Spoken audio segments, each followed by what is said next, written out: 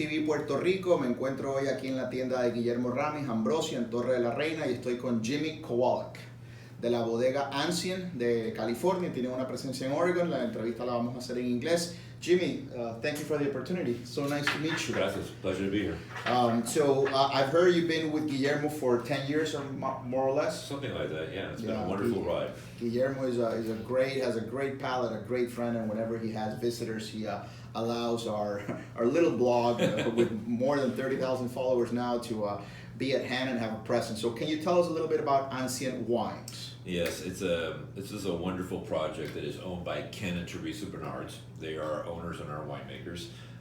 This is our 28th harvest we're in the middle of right now, so been doing this a long time.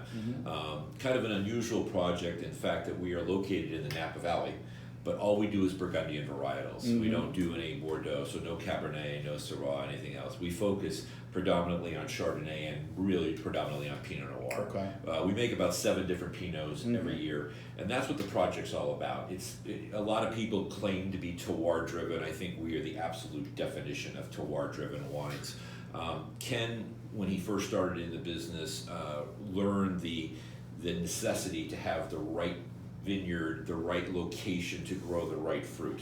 And that's how we based our project. So remarkably, we don't own any dirt. We don't own any of the physical soil, but we do own the vines. Those are our blocks, those are our rows, and we have our own viticulturist, Ann Kramer, who we work with. So together with Ken and Ann and our team, we know exactly what we're growing each and every year. Those are our dedicated blocks and rows, and some really amazing vineyards throughout California and one in Oregon. That's pretty cool. So I heard you have a couple of events. I'm sure that with Guillermo's clients, they're going to be packed with people because he only brings the best of the best. So let's go into the first wine. We have a Chardonnay. What can you tell us about this wine?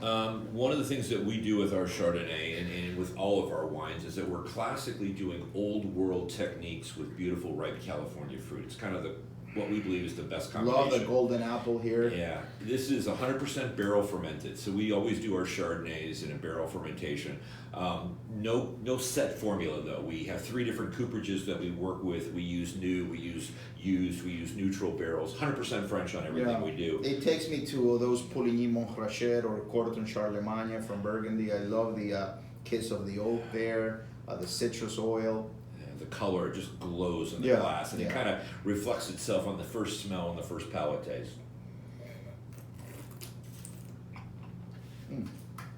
Always bright acidity.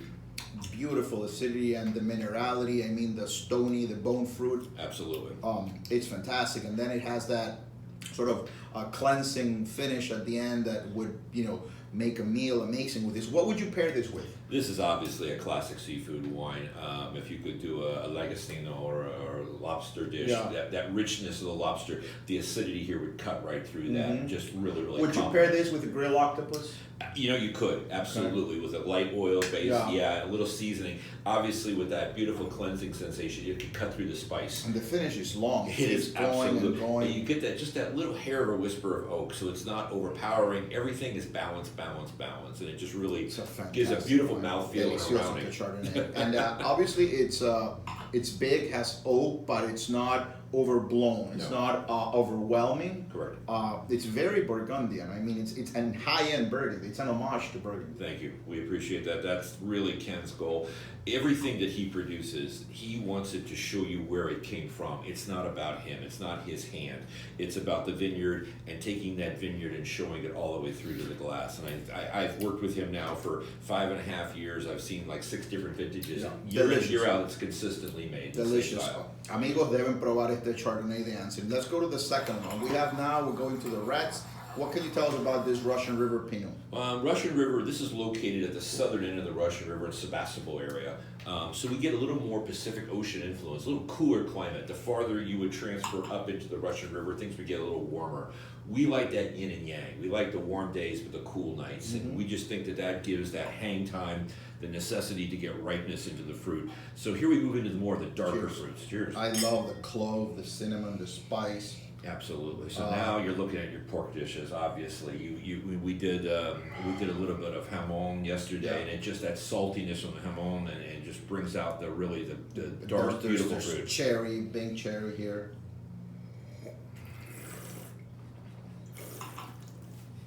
So everything we do with our Pinot Noirs are done in what we call open top fermenters, very 2-ton, small. We do them in individual batches, hand punch downs. Nothing is manipulated. Everything is done in a very old world natural style. So we are very, very hands off in our wine production. After fermentation, we do a press off. We barrel those down separately, and at the end, we put the blend back together. So again, it's just a very it's big. It has that California fruit, but it's restrained. It's not sweet. Certain Pinots can be sweet, absolutely, and they're sold by the thousands of gallons. But you see at the end that tannic structure sort of arrests your palate and cleanses it. It just kind of slants off the middle of your palate there, which I think is just a wonderful sensation down the side of the tongue. But again, with food now you're looking at roasted vegetables and peppers and things like that. You get a little bit of that peppery. In Puerto Rico, we eat a pork for Christmas, el lechon asado. This would go delicious with pork. Let's go on to the third one. Okay. Oregon. What can you tell us about this one? Well, Ken is from the Willamette. That's where he grew up. And so when he wanted to do an Oregon Pinot, since the popularity was growing, there was only one vineyard he wanted to work with, and that was the Shea Vineyard.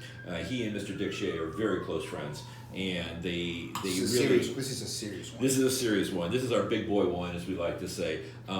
The clone in here is the Wadensville clone. It's a Swiss clone. It takes cold winters, but of course in Oregon we have warm summers. People think that Oregon's always cold, but it's not. It warms up beautifully for the summertime. Hillside exposure, dry farm, no irrigation on this, clay soils. The tannic structure of this wine really, really comes through. Yeah, you come into a little bit of herbs, grilled char. Absolutely. It's dirt, it's like smelling underbrush. Love it. Yeah, that darkness just kind of resonates through. And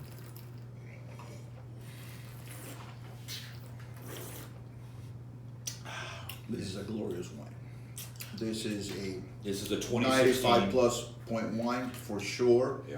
Amazing. And wow. This will have longevity too, because the acidity is still there, and you have to have that acidity to get longevity. Yeah. So you could drink this now. Obviously, it tastes delicious, but this is just going to get better and better over time. What vintage is this? Let me just see. 2016. It's amazing. Yeah. Oregon Shea Vineyard, and then we have the Russian River Valley. This is Joussens. The brand new 17 release, and the 16 on the Chardonnay. These wines are all amazing.